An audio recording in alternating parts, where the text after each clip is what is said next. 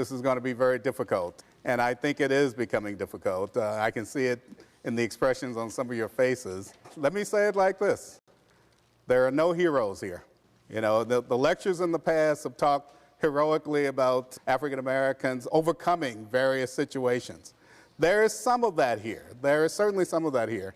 But there is also much more contingency. There's also much more conflict. There's also much more angst about what's going on. There is no right answer. And that's, I think, that's what makes history itself so meaningful, because often there is no right answer.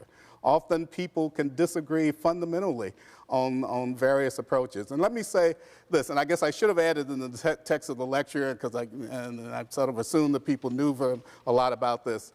It's essentially the split that's going on in the African American community, because this is what I'm focusing on. The split that's going on in the African American community is in some ways class-based.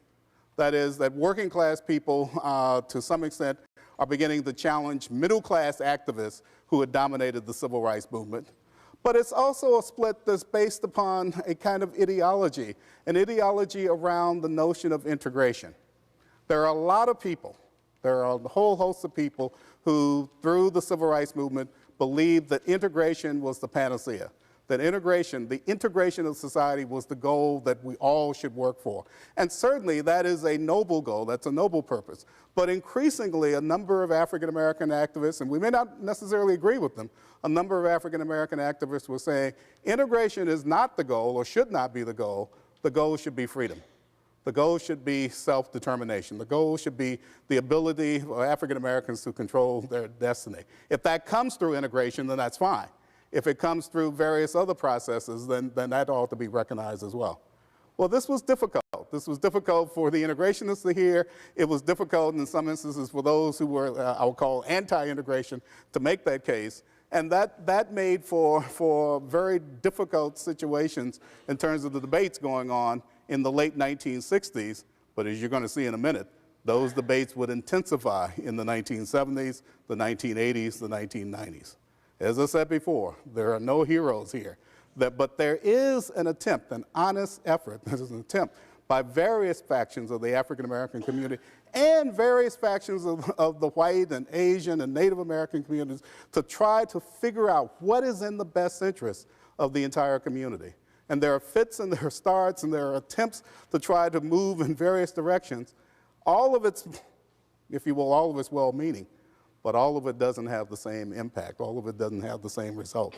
And in many instances, there will be people who will appear to be working at cross purposes in this effort. Let me talk about the 1970s, 1980s, 1990s, because that's the era of busing. And folks, I can tell you right now, well, I don't need to tell you, busing was one of the most controversial, if not the most controversial issue in Seattle and in the country throughout the 1970s, 1980s, 1990s. Political careers were made on, if you will, the opposition to busing. All we have to do is think about Richard Nixon. Richard Nixon comes to mind.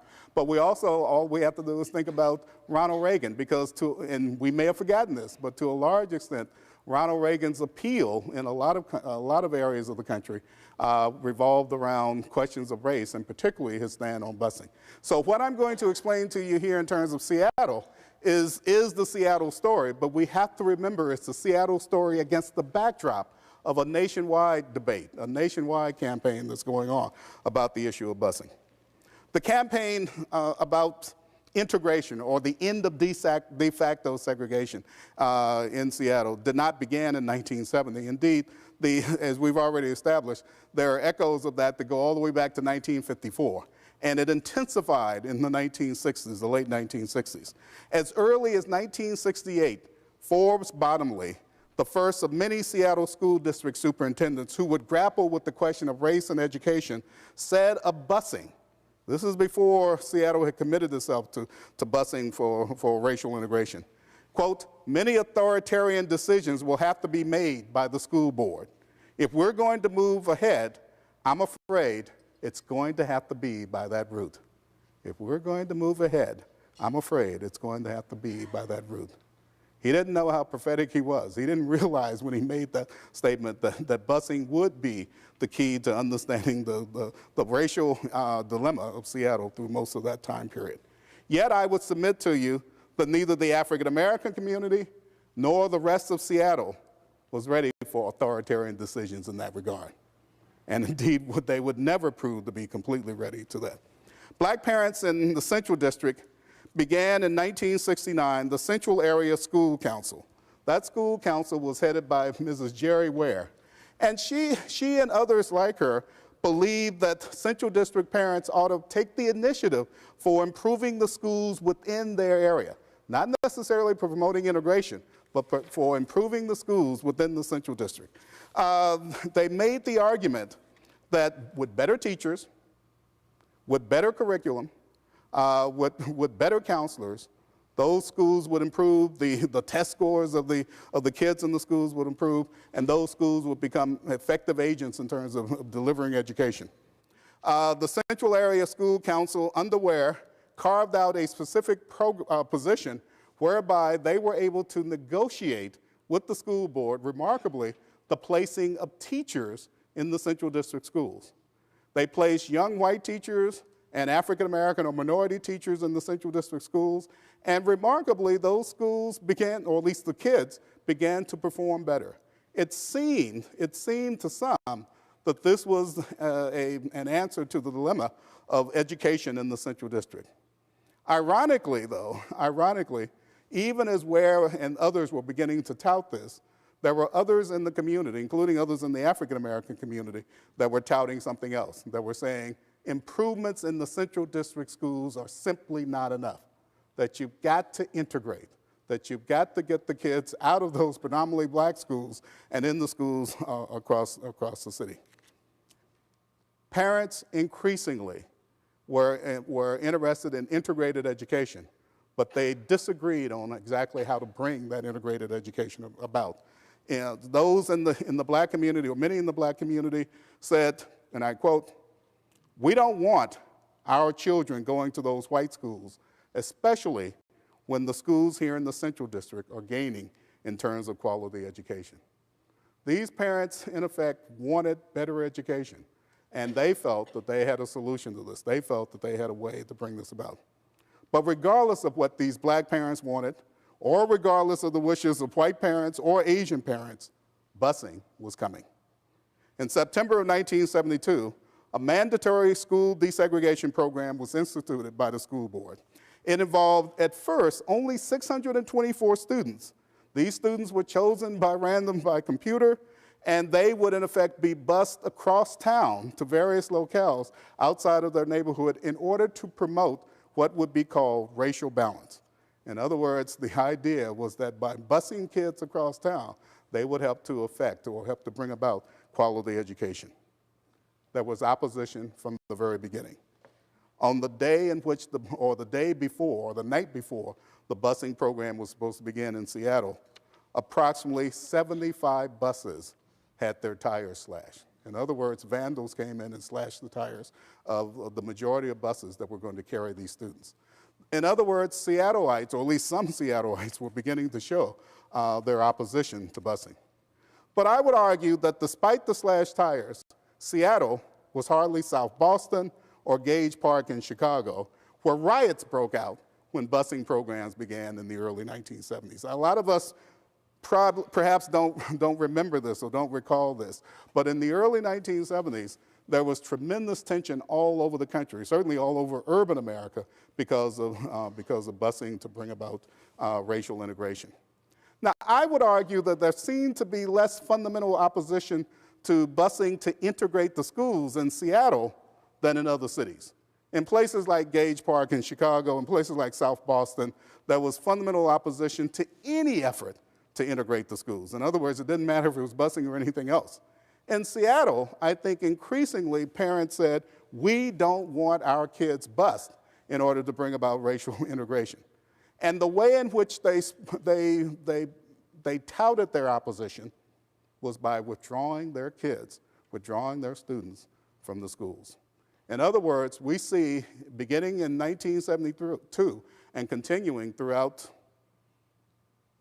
the 1990s, white flight.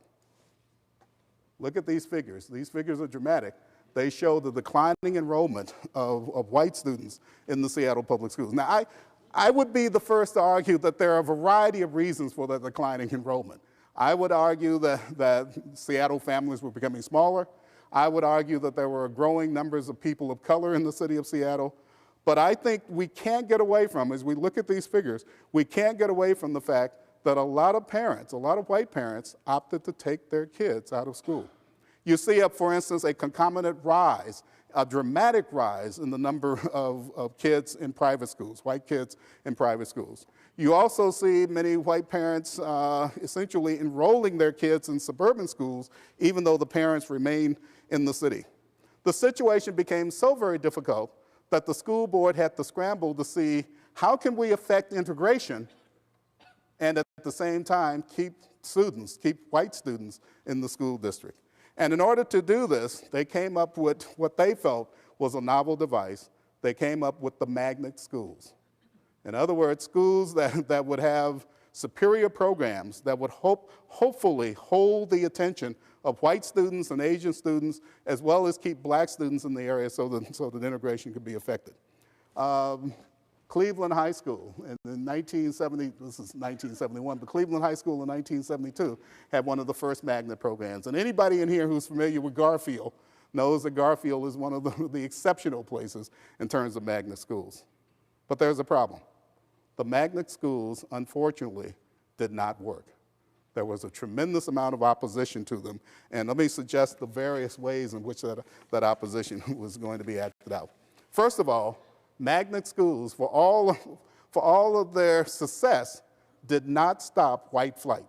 They did not stop white parents from taking their kids out of the school district. Secondly, magnet schools prompted fear on the part of black parents, especially in places like Garfield and in neighborhood junior high schools, where African Americans had been the majority. There was a fear that they would no longer be the majority. There was a fear that these would no longer be their schools. Now there's a paradox here. On one hand, integrationists are arguing we ought to close these schools down or we ought to get the black kids out of these schools and move them across town. But there was a lot of neighborhood pride in Garfield. There was a lot of neighborhood pride in Median. There was a lot of neighborhood pride in some of the other schools. And as bad as some of those schools appeared to be, there were a lot of black parents who said they at least are our schools. They at least are our schools. And so there was a conflict there. Thirdly, the ACLU and the NAACP, the chief proponents of mandatory busing, were very, very clear. They said the magnet schools undermine busing, undermine school integration. That is, as long as magnet schools were in place, that you couldn't have the full integration of the schools in Seattle. Then there's an extra element to come into play here.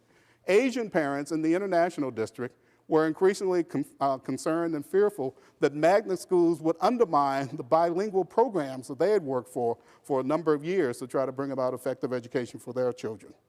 But ultimately, the most important opponent to magnet schools in Seattle was the federal government. The most important opponent was the federal government.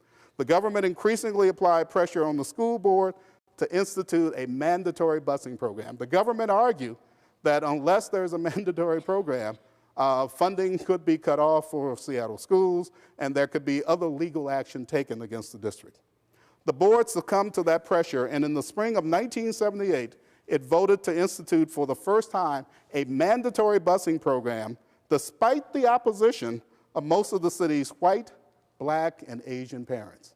I want to emphasize this. Now, we usually think that black parents are in favor of busing, white parents are opposed to it. In this particular instance, the majority of parents of almost any race were opposed to busing. Regardless of whether they were opposed to it, busing came to Seattle. It came to Seattle without a court order, as one of the famous authors of the period wrote. But I would argue that it did not come without the threat of a court order. In other words, the pressure of the federal government forced the school board to call for busing. Now, white opposition, again, did not take the form of violent protests as in Boston and Chicago. However, the parents often voted with their children's feet. In other words, they continued to see, the school district continued to see the decline in the number of students. I'm putting up here a statement by Charles Royer. Charles Royer, of course, was the mayor at the time, a mayor in 1980, and he's one of a number of politicians that remarkably attempted to try to deal with this situation. Royer offered leadership, but unfortunately it was a leadership that fell on deaf ears because there were so many people of various political persuasions who were increasingly opposed to busing. Let me give you an example of the opposition to busing. Franklin High School, for instance, in 1978, was supposed to receive 500 white students from the North End as part of the busing program. In other words, white students would be bused into Franklin High School. Only 250 came in the first 3 months, and by the end of the year, less than 100 were coming. Many of those students who dropped out of this program eventually ended up in private schools or elsewhere. Ironically, and there's all kinds of irony here in terms of the busing situation, ironically, white flight actually created spaces in North End schools. For instance, Roosevelt, because it lost so many white students, now could take a growing number of black and Latino and Asian students. Yet at the same time, the schools in the South End were growing by leaps and bounds. In other words, they were getting increasingly crowded because more and more Asians were coming to the city of Seattle. If the opposition to busing in the 1970s had been most pronounced in the northern end or at the north end of town, by the 1980s, it shifted to the south end. By the 1980s, black and Asian parents noted that their students, their children, I should say, their children comprise a disproportionate number of people who were bused.